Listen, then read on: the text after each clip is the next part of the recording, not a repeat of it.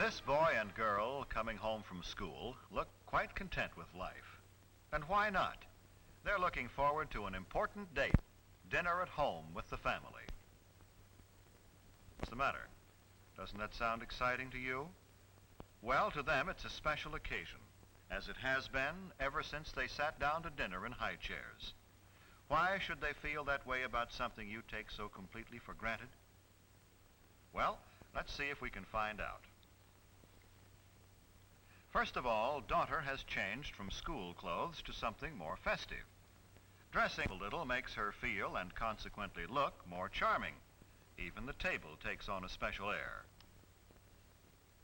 Mother, too, changes from her daytime clothes.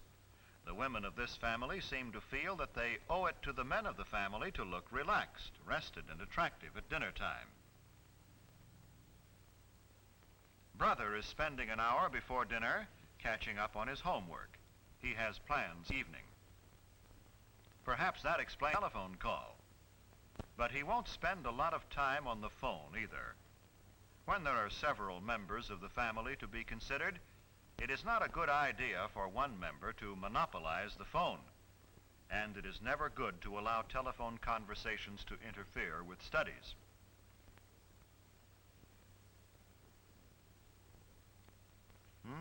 Is it that late? Dad will be here any minute. Better tell Mother she's needed in the kitchen. Brother notices the time and realizes that he must put things in order and clean himself up in time for dinner.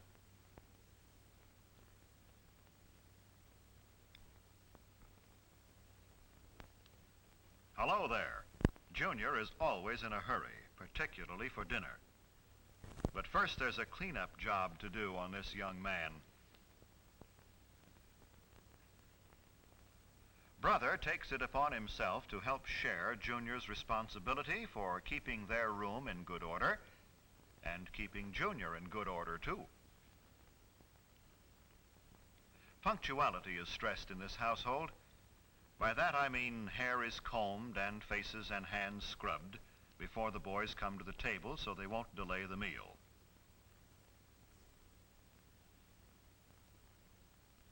Now, mother and daughter put the finishing touches on the dinner.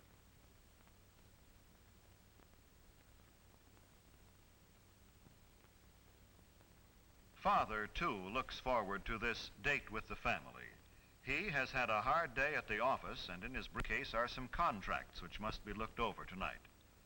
But in the meantime, he will relax at dinner with those he loves. A simple centerpiece made from some flowers which grow in the backyard is another of daughter's contributions to the dinner. But it takes up a little too much room, so she moves it to the sideboard.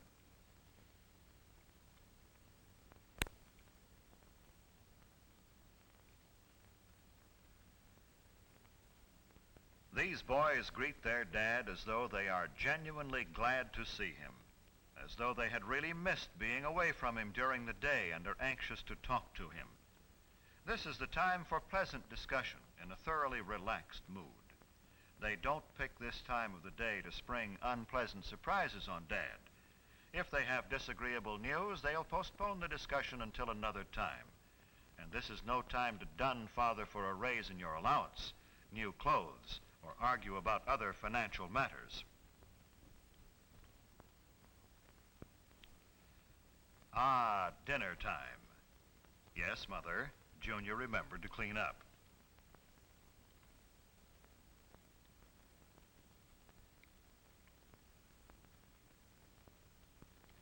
Brother seats Junior.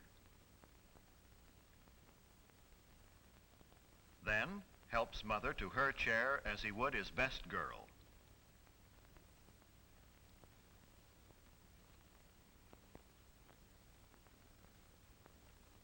Well, the dinner date has begun, and they're all happy about it.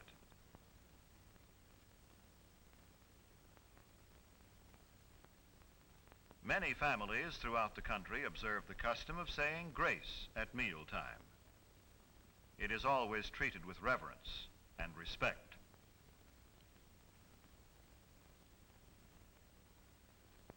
Napkins on the lap The family awaits service. They converse pleasantly while Dad serves. I said pleasantly, for that is the keynote at dinner time. It is not only good manners, but good sense. Pleasant, unemotional conversation helps digestion. Father serves mother first, then daughter, then the boys. Don't worry, fellas, you won't get left.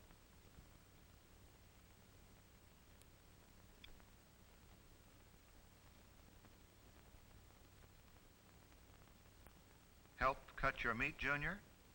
Of course. By example, older children can teach younger ones good table manners.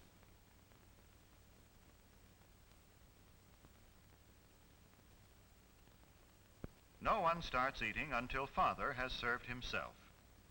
Always wait for the hostess, in this case Mother, to begin eating before you start. Let Father and Mother guide the conversational trend if they desire.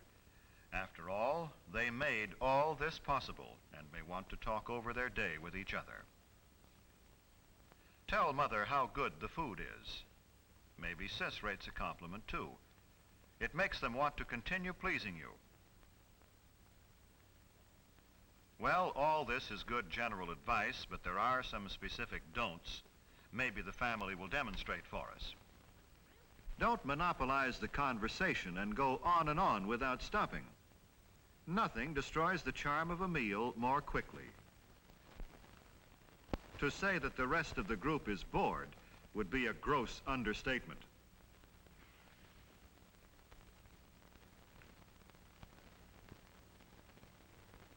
Don't discuss unpleasant topics such as gruesome sights or sounds or unpleasant occurrences. This is a time of pleasure, of charm and relaxation, remember?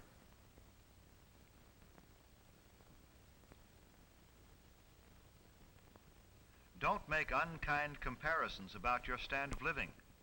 The dinner table is no place for discontent. It makes Dad and Mother uncomfortable and unhappy.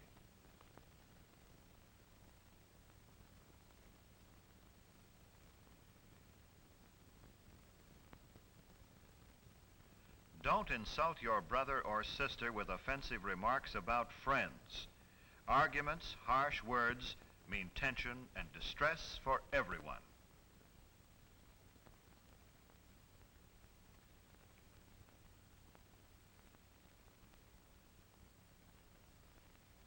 Do remember simply this. Treat the other members of your family with the same respect and cordiality you would show your most treasured friend outside the family circle. This does not mean you should be stiff or formal. With your own family, you can relax. Be yourself. Just be sure it's your best self. This is better. Now things are on an even keel again.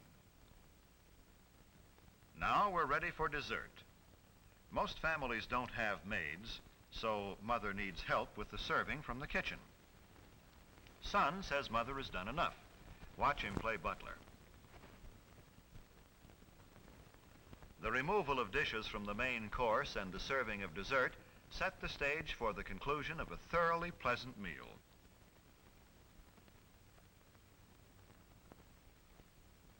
Do you begin to see now how a date with your family can be a truly special occasion? Do you know why brother and sister looked forward to the evening? When the dinner hour at home is treated with a certain amount of graciousness and ceremony, it can be memorable. There is no family so poor but that the evening meal can be eaten in an atmosphere of warmth and gentleness. There is no family so busy but that it can come together in the evening for a dinner date which will give its members something to look back upon with happiness all their days.